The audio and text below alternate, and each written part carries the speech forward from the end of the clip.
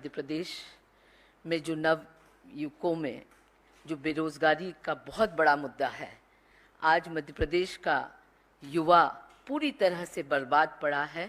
2 करोड़ से ज़्यादा युवा मध्य प्रदेश में हैं और जिनके पास न तो रोज़गार है और रोज़गार के नाम पे केवल और केवल घोटाले 18 साल की बीजेपी की सरकार देती रही।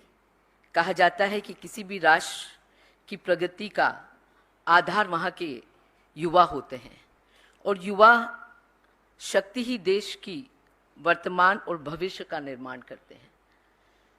और ऐसी युवा शक्ति का खुद का भविष्य भारतीय जनता पार्टी की 18 साल की सरकार ने मध्य प्रदेश में बर्बाद कर दिया। भयानक बेरोजगारी, छात्रों की आत्महत्याएं और घोटालों का शर्मनाक युग मध्य प्रदेश ने 18 साल में देखा है।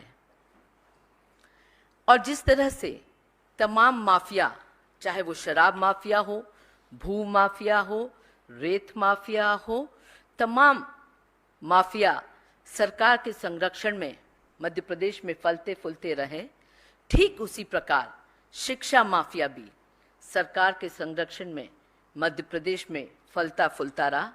जिसका नतीजा क्या था? जिसका नतीजा था व्यापम घोटाला, नर्सिंग भर्ती घोटाला, पुलिस कांस्टेबल भर्ती घोटाला, शिक्षक भर्ती घोटाला, पटवारी भर्ती घोटाला। तमाम जो सरकारी नौकरियां थी वो घोटालों के भेंट चढ़ गई। पिछले 2022 में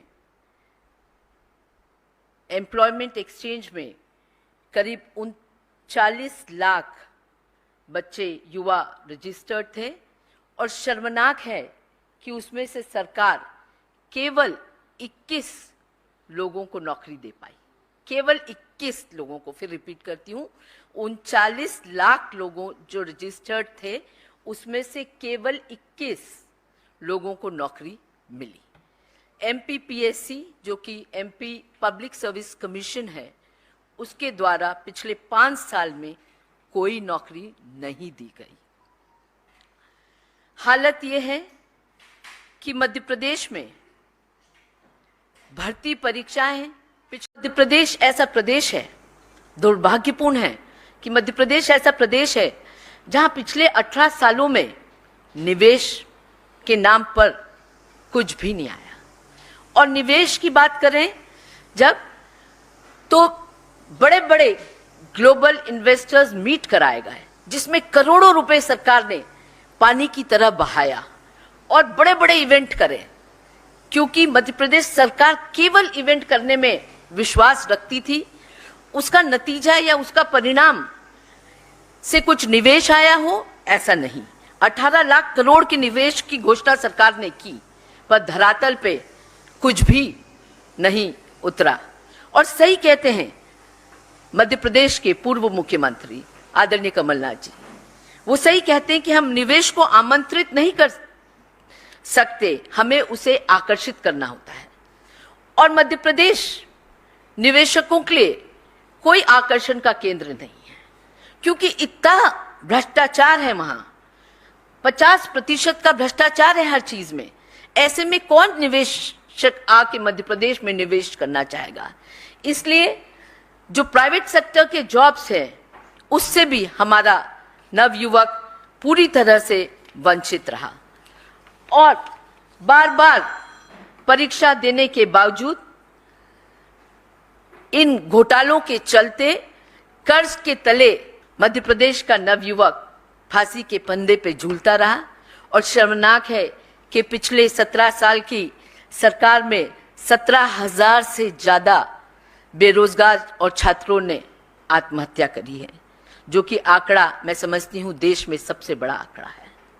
पूरी तरह से मध्य प्रदेश का नवयुवक और छात्र निराश हो चुका है। उनकी निराशा का आलम आप सोच सकते हैं जब पटवारी परीक्षा में 6,000 पदों के लिए 12 लाख नवयुवक अप्लाई करते हैं और एग्जाम देते हैं, 12 लाख से ज़्यादा, 6,000 पदों के लिए। और उस 12 लाख में 4 लाख से ज़्यादा ऐसे लोग हैं जो कभी BE हैं, BTech हैं, MBA हैं, अच्छी डिग्रियां लेने के बावजूद आज नौकरी के लिए, वो छोटी छोटी नौकरियों के लिए तरस रहे हैं।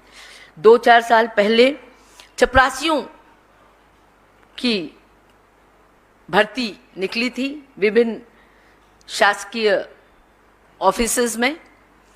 और जहाँ तक कांग्रेस का सवाल है, आदरणीय कमलनाथ जी का सवाल है, हम बेहद संवेदनशील हैं नवयुवकों के भविष्य को लेके, क्योंकि वही मध्य प्रदेश का भविष्य है। और इन तमाम घोटालों की बलि जो उनका भविष्य चढ़ा है, इसको लेके हम बहुत संवेदनशील हैं।